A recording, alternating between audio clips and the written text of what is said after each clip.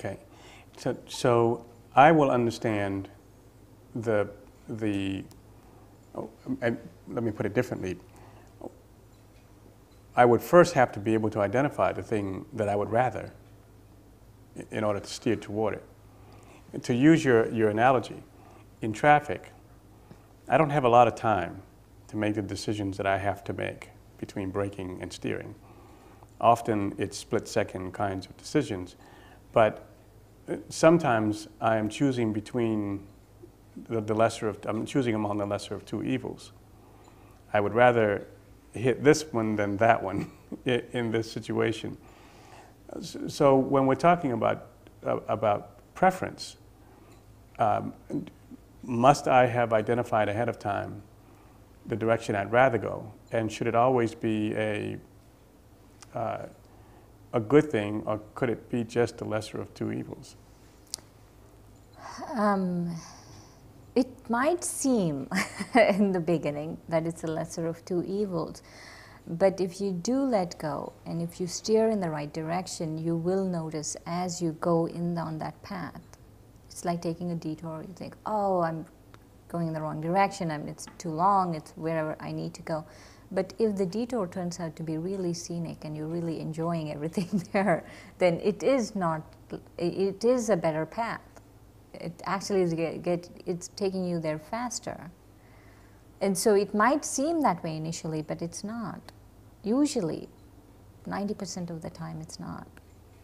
But for that, in many cases, in many instances, you have to really I'm going back to this about not having a rigidity about how things should be, or being stubborn about how you are going to be in a particular situation. And so if you're able to very gradually overcome that, you will see that it is a better path. One of the things that I've wondered around the whole idea of especially letting go of pain, letting go of anger, letting go of regret, is knowing when it really happened and when I've simply convinced myself that it happened. Because if I've said that I've let go, and then discover with the next pain or the next moment of anger or the next moment of regret that I've pulled something forward with me from before, then I never really let it go in the first place. Right. How do I know when I've succeeded?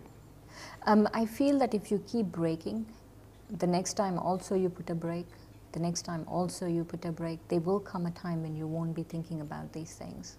You have to keep practicing putting that brake. So don't get frustrated if I discover that let me try this metaphor a little bit further, and maybe we'll get into trouble trying to do it.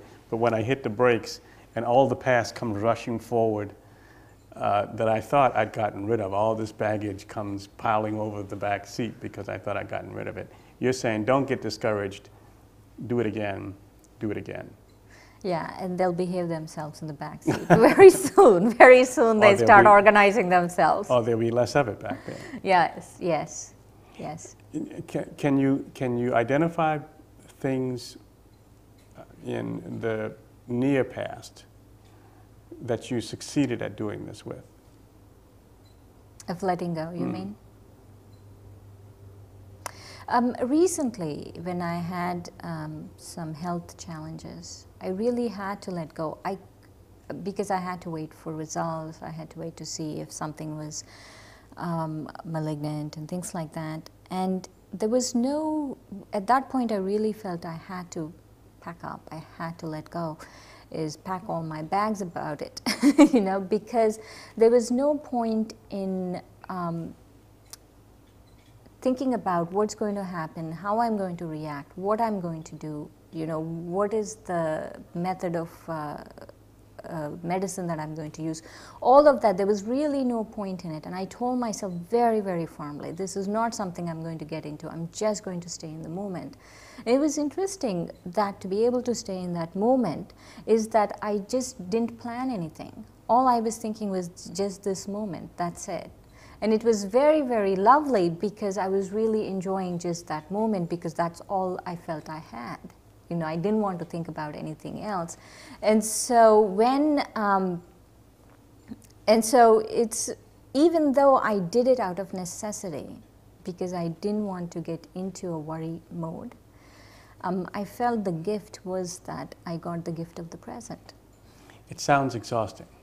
The more I think about that, about struggling, wrestling with yourself to stay here and not go into the past or project forward as you've suggested, that sounds like work.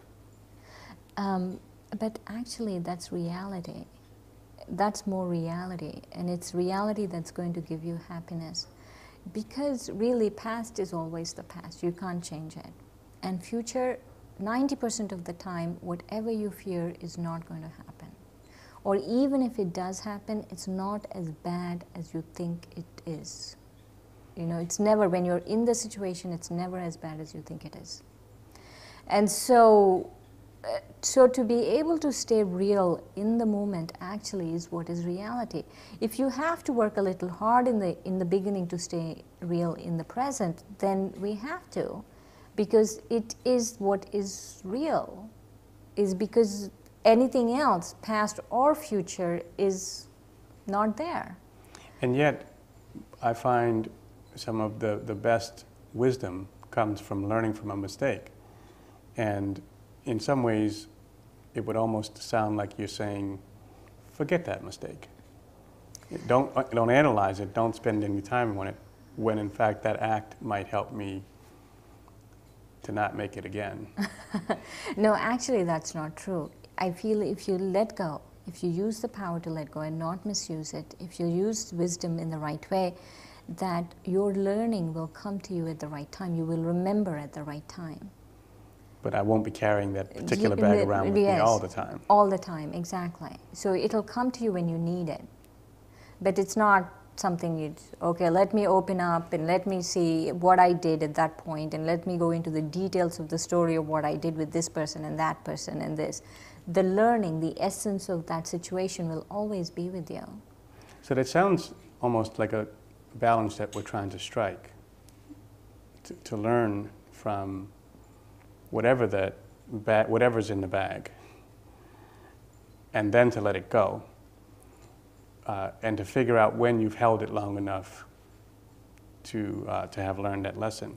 It doesn't sound like it's instant. So if today you insulted me, or I made a mistake of some consequence, and I just said, okay, well, can't hold on to that, must let it go, it doesn't sound like I've spent enough time with it to have learned a lesson about feelings being hurt or mistakes being made.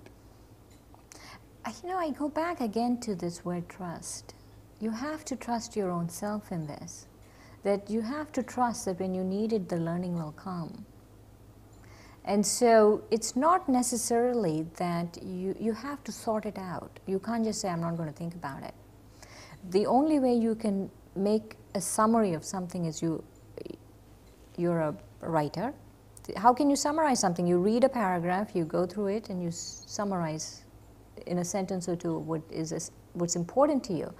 And so in the same way, in this too, you have to go through it just enough to be able to summarize it, to give it that essence. But not necessarily, I'm not going to think about it, I'm not going to worry about it. But it's not necessarily not thinking about it, it's worrying about it, it's having negative thinking about it, it's having wasteful thinking about it that's actually harmful. So give it its time. Yeah. Give it its moment.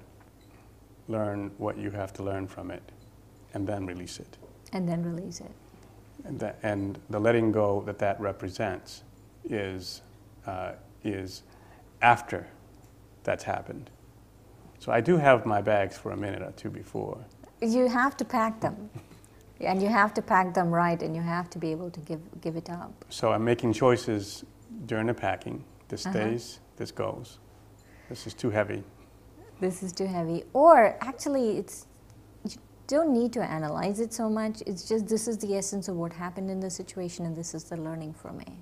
And that's pretty much it. So we've covered a lot of ground in a little bit of time. Thank you for this conversation. Look forward to the next one. Thank you, thank you. I do want to share with the viewers that the two important things that in meditation, that if when you sit in meditation, is to learn to apply a brake and learn to steer in the right direction. And that's what we call transforming thoughts, is you have a negative thought, not worry about it, you just transform it. Thank you. Thank you.